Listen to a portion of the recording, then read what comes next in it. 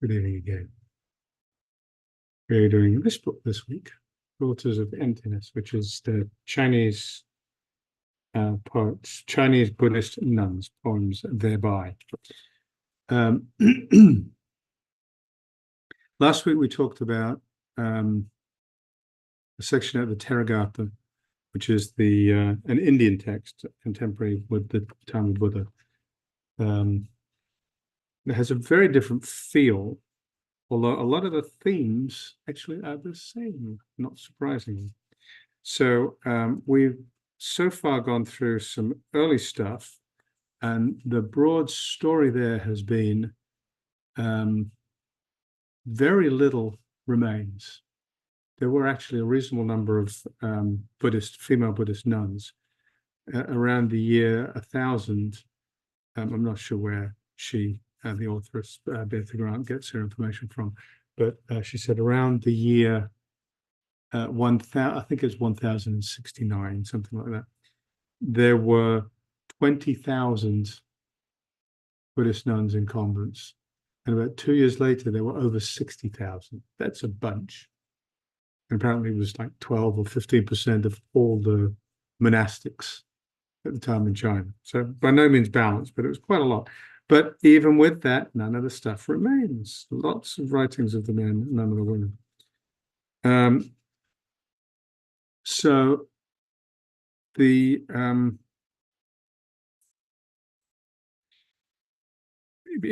was becoming popular at that time, and the poems we're going to pick up now go from about 1200 to about 1600. So there are a couple of different major historic landmarks that change the tone of some of these poems, and the historic landmarks specifically affecting women. So the area we're entering into, which is the early and mid Ming dynasty, 1368 to 1600. During this time, it was increasingly common, acceptable, and popular to ship your young women off into convents to avoid a dowry. Because all marriageable young women should be married, and that was just expensive. So the first one we'll read is from somebody who entered the monastery at that time. Her name was Wu Lian, apparently a very precocious young girl. She had, by the age of 7, she'd already memorized the Lotus Sutra, apparently. And if you've ever read the Lotus Sutra, it's, a book this size, very dense, small text, about 350 pages. It's a big, fat book. There's a lot of it. So she'd memorized that, among others. She was inducted into the palace in her early teens. And in her early 20s, she fell ill, requested permission to become a nun, and devoted herself into that practice and lived a fairly long... No, she didn't. She died at the age of 24. She lived a short life, a productive life. Anyway, what her poem here is: the crab apple has just been put in, and the bamboo... And I have to show this too. So on there, you can see, again, it's the Chinese block right here. It's all just very symmetrical. So it's 4 rows of 7 kanji or characters. It's just very symmetrical. And poetry in China, one of the reasons there's much less of it by women is poetry in China was very stylistic, had this symmetrical pattern. It was very intellectual, cross-referenced a lot of other literature. So you had to be very learned to be able to write good poetry by the standards of China. And to be learned in that way, the only reason to be learned in that way was to enter politics, which of course was reserved for men, to go through the 3 levels of the exams, the Confucian system exams. So the crab apple has just been put in and the bamboo transplanted. The flowing stream bubbles and gurgles as it enters the pond. The spring rain suddenly clears. Both breeze and sun are fine as the call of a singing bird wafts past the branches and flower. Very beautiful. And you've read much of this stuff. Han Shan is one of the well-known male poets. just very natural. There are lots of rings of nature in these. The crabapple has been put in and the bamboo transplanted. So I don't know them, but I'm sure there's all sorts of metaphors in here. The crabapple is probably her and the bamboo transplanted, she's moved something. So all stuff like that. All right, the crabapple has just been put in and the bamboo transplanted. The flowing stream bubbles and gurgles as it enters the pond. The spring rain suddenly clears, both breeze and sun are fine, as the call of a singing bird wafts past the branches in flower. So now, we now move to a different point in time, and this is, what's the date? 1537. A gent by the name of Guo Tao issued orders for all nuns under the age of 50 to marry, and those over this age to return to live with their families, or if they had no families, to take up residence in a charity house. Here is a quote. He became he basically led a campaign. He became very influential in the Confucian system. His quote, his reasoning: men and women are different. This is the norm of the ancients. As for nuns, within, they lacked a husband and family. Above, they lacked a father and mother. Below, they lacked descendants. Is this not pitiable? They call what they are doing religious cultivation, but in actuality, they are transgressing the norms. And moreover, they also contaminate the wives and daughters of others. Is this not disgusting? So he entered a campaign, which I've described, and he was very successful. And within a very short period of time, he was able to state that he'd accomplished his goal. Convents were basically closed. So the next couple of poems come from this period of time. So the first one is Guiqing, born to an elite family. She had a quiet, secluded life in this convent community, and turned into turmoil. She took her community, her small community, and fled into safety. So this is her poem, the one that comes down to us. In haste and hurry, we gather up our tattered robes and pack up our traveling bags. Not much to take. Sleeves brushing white clouds, we retreat to the cave's mouth. Carrying the moon on our shoulders, we circle the sky's edge. I feel such sad pity for the young cranes nesting in the pine tops, and for abandoning the flowers I planted at the foot of the fence. Again and again, I admonished the cats and dogs not to hang around the homes of the lay people. In haste and hurry, we gather up our tattered robes and pack our traveling bags. Not much to take. Sleeves brushing white clouds, we retreat to the cave's mouth. Carrying the moon on our shoulders, we circle the sky's edge. I feel such sad pity for the young cranes nesting on the pine tops, and for abandoning the flowers I planted at the foot of the fence. Again and again, I admonish the cats and dogs not to hang around the homes of lay people. And here's another one. One-eyed Jingang got a name as a result of losing one eye through studying the Diamond Sutra. Don't understand that, but apparently that's what happened. She was very influential. Many were converted to Buddhism by hearing her preach. Actually, I picked this one for a different reason. That last one, I found it quite powerful. So she was very influential, apparently. Male and female. Why should one need to distinguish true and false? What is the shape in which Guan Yin, which is Avalokiteshvara, what is the shape in which Guan Yin would finally take form? Peeling away the bodhisattva's skin would be of no use whatsoever were someone to ask if it were the body of a woman or that of a man. Again, this is drawing, she studied the Diamond Sutra, but this is really drawing from the Lotus Sutra. In the Lotus Sutra, there's a chapter in there in which Guan Yin is very intentionally androgynous. I think it's intentional anyway, but it appears to be intentionally androgynous. And yet, the same sutra makes it very clear that there's one particular story in there of a girl who comes out of the ocean with Manjushri. And even though that story is designed to validate that women too, and young women at that, have every ability to become enlightened, what happens is she transforms instantly into a man and then is enlightened. So you've still got, even within that androgynous character, this valence here.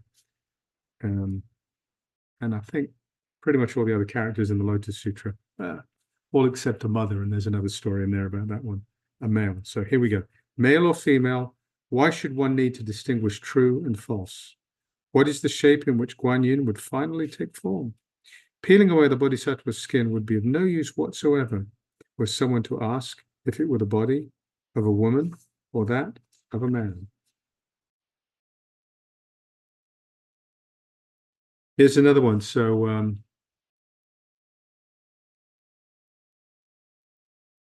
it was starting to reach an age where the female monastic tradition was picking up again. And this is a woman, Wu Wei, who devoted herself to Pure Land practice. So I just like the idea of the diversity of practice in China. Extraordinary. There's so much going on. After her death, she was another very influential teacher. And a stupa, after her death, a stupa was built to her to house her relics. After 64 years of working and toiling, I've managed to achieve a samadhi of wisdom. At dawn, I'll let it all go and head home to the west. And the bright moon will blanket the earth just as before. The west is the Pure Land. Amitabha Buddha lives and welcomes everyone. After 64 years of working and toiling, I've managed to achieve a samadhi of wisdom. At dawn, I'll let it all go and head home to the west. And the bright moon will blanket the earth as before. So there's just this, it's beautiful, but there is this code that is just, the bright moon will blanket the earth as just before. The moon is often talked about as the rabbit and can mean a month. I mean, these words are just multivalent, and it's just very mysterious. There's a totally mysterious feel to a lot of these poems.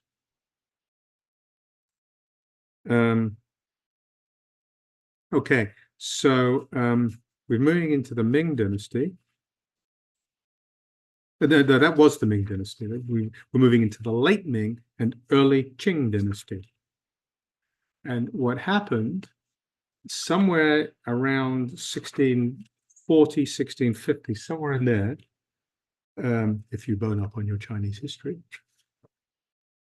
there was a transition between these dynasties. And so a whole bunch of people were just killed. So a lot of the men were killed. And of course, that meant the surviving wives had to go into hiding. So a lot of these women, and some of these poems now are women who were caught by that. So Dao Yuan was, so we're not there yet. I'm sorry, I'm getting ahead of myself. So Dao Yuan, this is another beautiful poem from somebody who was born in privilege and lived in the palace. Green-tinted clouds quietly lock the Brahma palace, just as the radiant rose clouds guarded the forbidden palace. No, I am getting this right.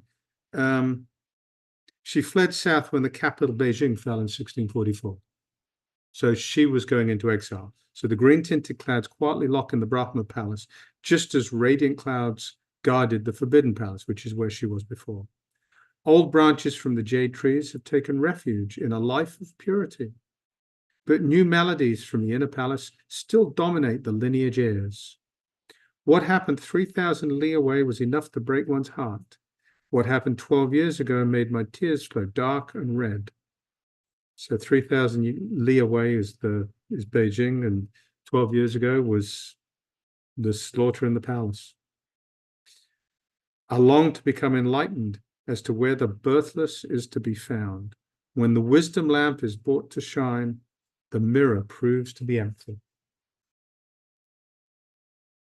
So of course, women were supposed to spend a lot of time looking in the mirror to beautify themselves. And when the wisdom lamp is brought to shine, there's nothing there. I'll read it again. Green tinted clouds quietly lock in the Brahma Palace, which of course is where she's now gone, just as radiant rose clouds guarded the Forbidden Palace. Old branches from the jade tree, jade being the symbol of the emperor, have taken refuge in a life of purity. But new melodies from the inner palace still dominate the lineage air. And the lineage air is the ancestors as opposed to the chants from within the palace. What happened 3,000 li away was enough to break one's heart. What happened 12 years ago has made my tears flow dark and red. I long to become enlightened as to where the birthless is to be found. When the wisdom lamp is brought to shine, the mirror proves to be empty. This is another one. She was, well, her husband died at the hands of the invading Qing troops, and her brother also. And so she retreated to a small hermitage. And then she apparently attracted a number of disciples. And here is a poem from her. Human life. Oh, no, that's not the one I wanted to read. This is the one I wanted to read over here. Across the stone bridge, I soared until I came to the lotus throne.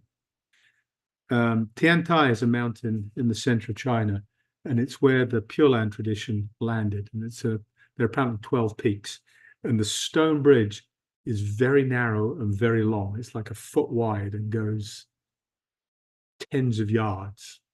And it goes over this deep chasm. So it's got to be very beautiful and very precarious. So that's the stone bridge. Across the stone bridge, I soared until I came to the lotus throne. Walking through halls and towers, I saw firsthand the supreme causes. When a fragrant vapor suffused my clothes for the first time, I felt cleansed. When the sound of a bell reached my ears, in a split second, I was dust-free. The wooden lad and the stone maiden, the host within the guest, green bamboo and yellow blossoms, I now see what they mean.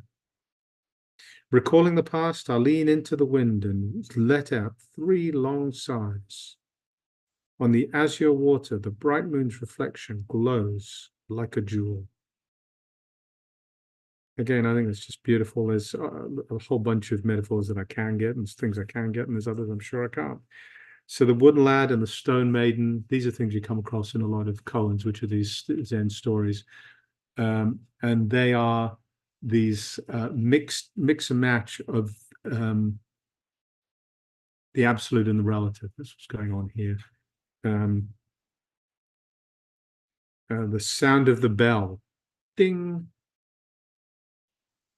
Wake up at the sound of the bell. Just these sudden shocks. If you're in a place of stillness, that's enough to jolt an insight or an awakening.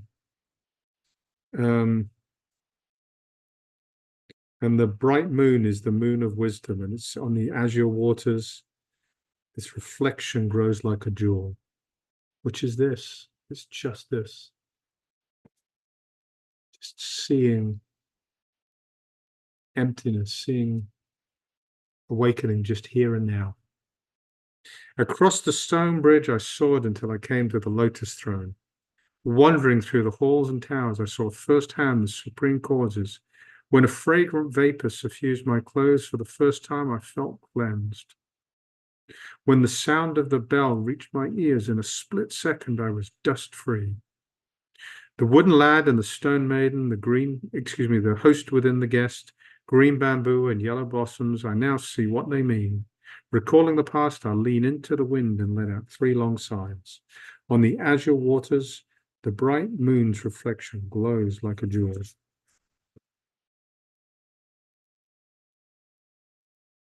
So the next one, her husband died a martyr at the hands of the troops, the Qing troops.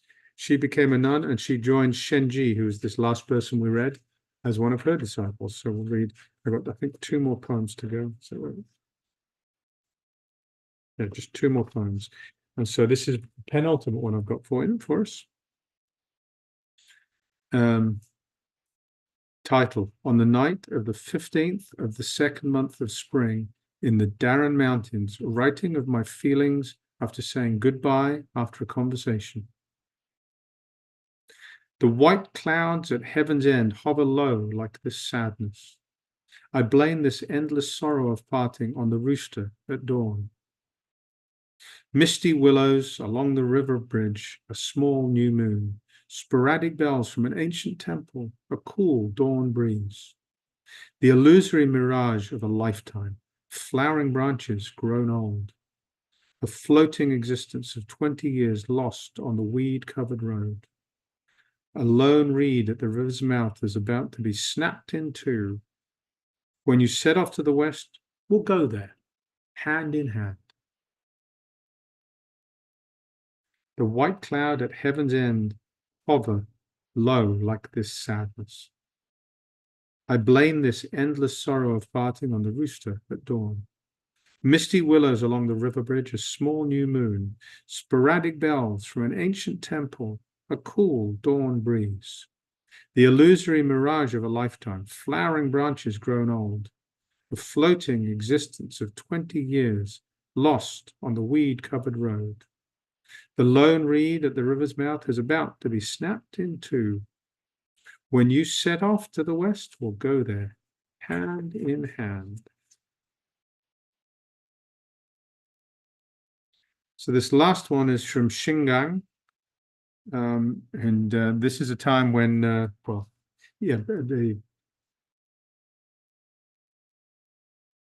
there was a flowering of commerce that was starting to happen in China at this time. This is the mid 17th century.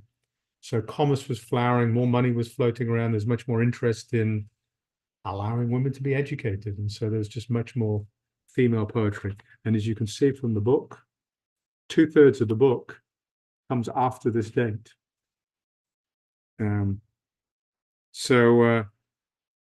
This is a woman who wanted, as a young woman, to become a monastic. She was very called into Buddhist life. Her parents insisted she marry, so she did. But when she was 34 and both of her parents died, she went into a convent. And then a few years later, she was invited to be the abbess of a particular convent. And she apparently left 7 female Dharma heirs, which is the first time I've read those words in this context like this. So she was obviously a very remarkable woman. It's a very beautiful poem here. In the gates and halls of the elders, the work of the lineage flourishes. Knowing my own ignorance, I've hidden away in order to be still. Esoteric methods, blows and shouts. I'm giving them all a rest. Blows and shouts, that's Linchi or Rinzai and Baso or Matsu and some of that crowd. That's the Rinzai lineage. They used to go around and whats was when one of them would yell and another one would whack people with a stick. There were all these brutish ways of shocking people into awakening, she said.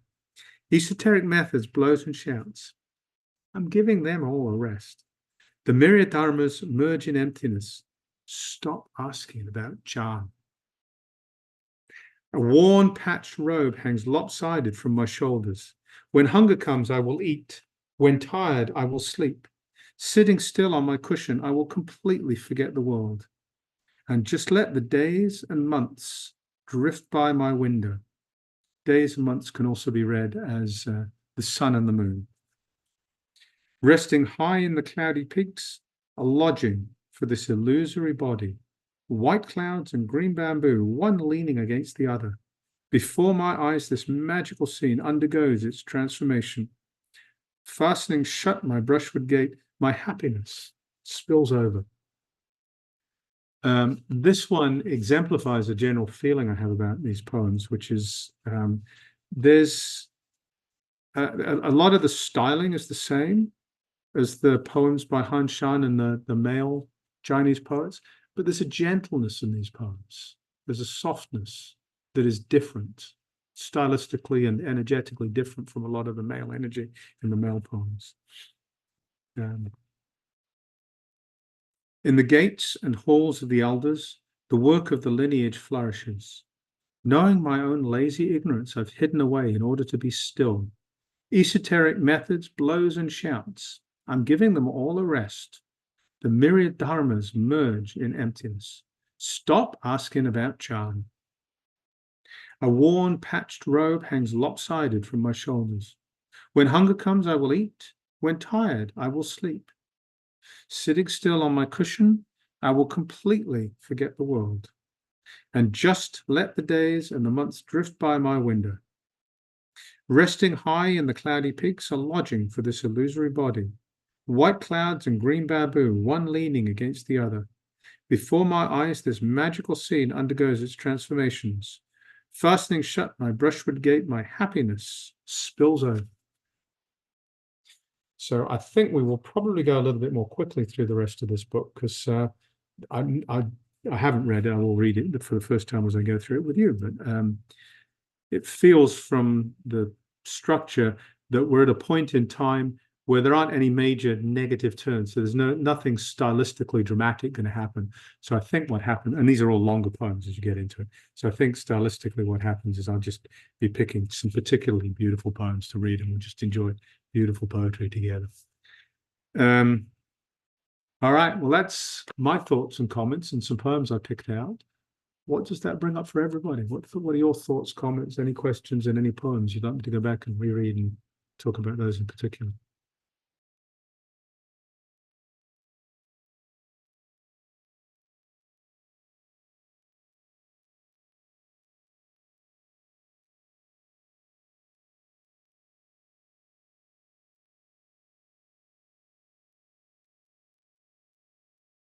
Ken, wrong button, Ken. Wrong button again. Well, the ancient Chinese actually, when was it 1642? You said the transition from the Ming to the Qing dynasty. Yeah. They kill all the men. The transition of power wasn't very peaceful. Not that Europe was doing much better during that time frame, I suppose. But for the women who probably witnessed the murder of their own husbands and sons, all the men in their family, to still be able to write poetry such as that is quite astounding. I'm astounded not just by the poem itself, but from the social environment where it's emanating from. You know, if that were to happen to any of us, we would probably be so depressed. You know, poetry would be the last thing on our mind. It's quite a strength of character. You would have to be very well practiced to be able to do that. Yeah. This was actually, some of these themes are the same themes as actually come out of India. And thank you for bringing that up, Ken. I had not thought to talk about this. But last week, we talked about poems by mothers.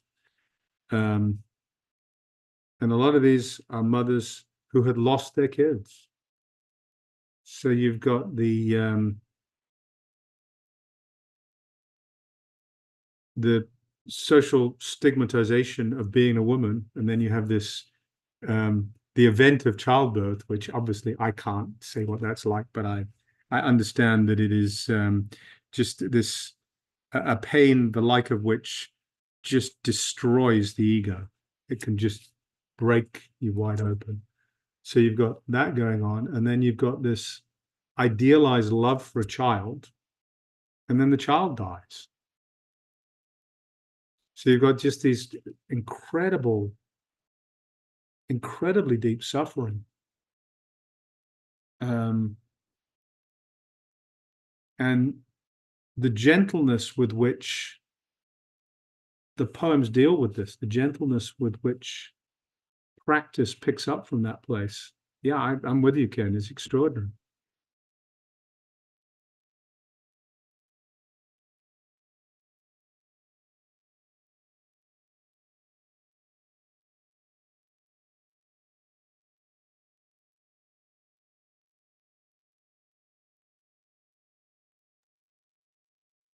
And again, Yeah, Gareth, I have kind of a technical question for you. You said the Chinese, what you call them, the kanji, the symbols. kanji's Japanese name. I'm not sure what they're called, but the symbols, yes, the ideograph. Okay, they were arranged in a, what did you say, a 4 by 7 Well, pattern? you can look at them different. I mean, different ones are different, but they're all clearly very cleverly structured. This one here, there are 3 verses of 4 lines of 7 characters. If we go back, that's a fairly standard one, verses of 4 lines. This one here is the same. There's 8 lines of 7 characters with the title. Then there's another couple in here. This one here is 8 lines of 5 characters. So we're talking about a very stylized, Yes. rigid form Very to structured. write poetry. It, Yes. you mentioned earlier that that these women, well, anybody writing poetry and all the allusions they make, they reference, they must have been extremely well educated and Yes. literate people.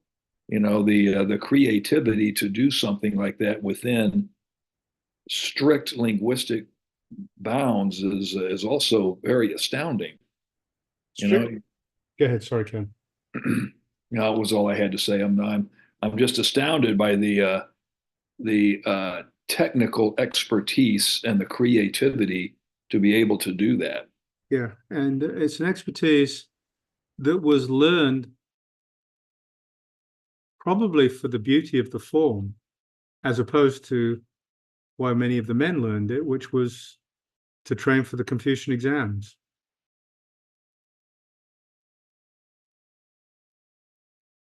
So yeah, and the erudition and the learning isn't just of the stylized form. And I remember this from when I used to read a lot of Cohen's. They are just absolutely rich with cross references. It was a mark of there's a mark of erudition to incorporate references to all sorts of other things in your work.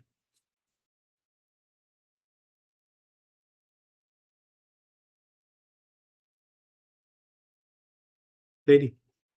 Also practice so that you know the poems that survive are probably the best of the lot. And really everything about it is really the sense that it kind of gives a window into what the living community was for these women and planting Yes. hearing the pets and appreciating the birds that were nesting in the trees and as well as the size and the tragedies that they experienced and being able to be in community, how in itself is feeling and supportive and even beyond. Yeah. Really not actually beyond this, really. Yes. Most promise to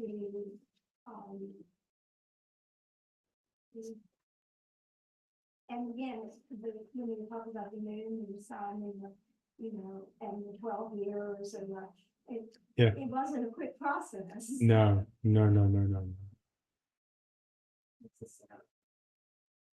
I'm going to go back and read one that you've just referred to. In haste and hurry, we gather up our tattered robes and pack up our traveling bags. Not much to take. Sleeves brushing white clouds, we retreat to the cave's mouth. Carrying the moon on our shoulders, we circle the sky's edge. I feel such sad pity for the young cranes nesting on the pine tops, and for abandoning the flowers I planted at the foot of the fence. Again and again, I admonish the cats and dogs not to hang around the homes of the lay people. Yeah. Thank you.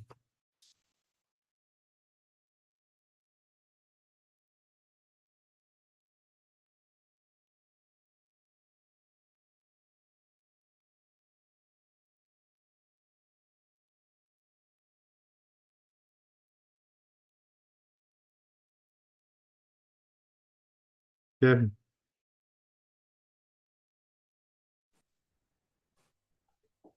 And so I just I enjoyed how the poems feel like standing in moonlight. That same feeling you get. There's a lot of that. So that does bring out some isolation and those. But moonlight itself is cooling, and so it's just you get that sense of hiding, but also being illuminated, but not bright illumination, but just that whole sense of being. It's almost it's the same feeling you get just standing in it, at Yes. least for me. Yeah. It's from, I mean, this is an English translation of medieval Chinese. Can you imagine what it would sound like if you were fluent in the language of the time? Because, yeah, I agree with you, Kevin. I find them just beautiful. Just beautiful.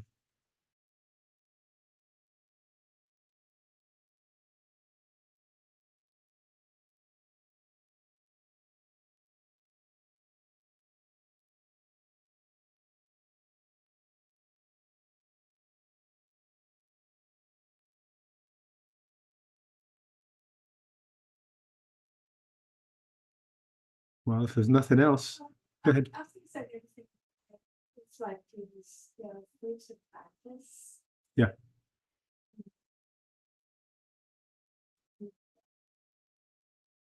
When they talked about the richness and I guess it was the land.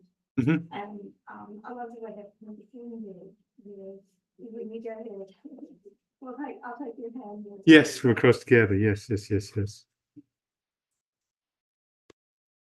The white clouds at heaven's end hover low like this sadness.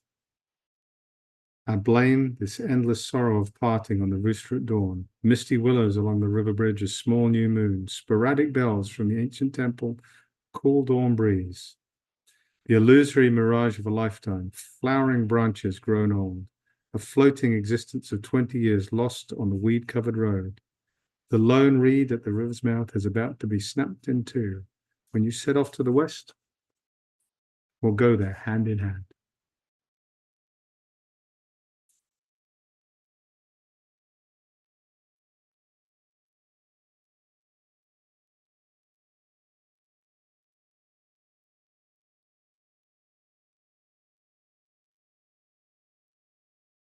Would you all like to finish with a few minutes of metta practice or finish up 10 minutes early? What would you like to do?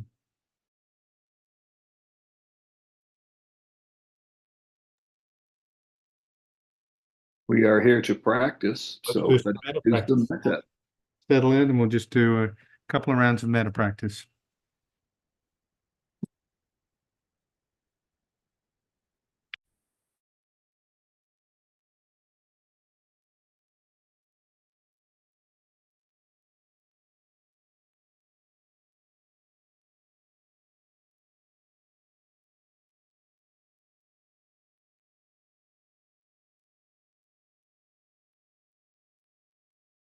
So I'll just go through these once in each direction. So let's start with ourselves. Direct these wishes to ourselves. May I be safe and protected from inner and outer harm. May I be free from fear. May I be healthy in body and mind. If I cannot have health in body and mind, may I be at peace with whatever comes.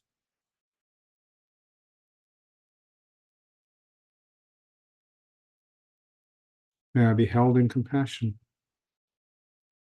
May I be filled with loving kindness. May my suffering be a kind and a wise teacher. May I find joy and equanimity in this present moment, just as it is.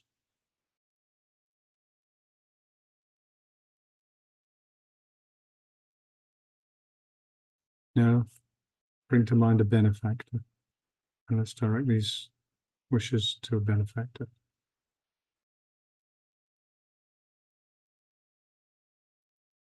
May you be safe and protected from inner and outer harm. May you be free from fear. May you be healthy in body and mind. If you cannot have health in body and mind, may you be at peace with whatever comes.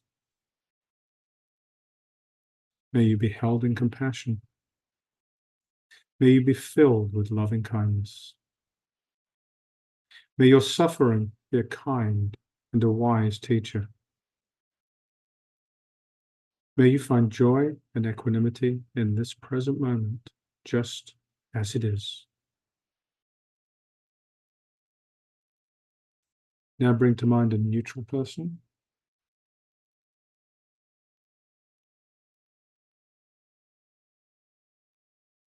And let's direct these words to that person. May you be safe and protected from inner and outer harm. May you be free from fear. May you be healthy in body and mind. If you cannot have health in body and mind, may you be at peace with whatever comes. May you be held in compassion. May you be filled with loving kindness. May your suffering be a kind and a wise teacher. May you find joy and equanimity in this present moment, just as it is. Now let's move on to a difficult person.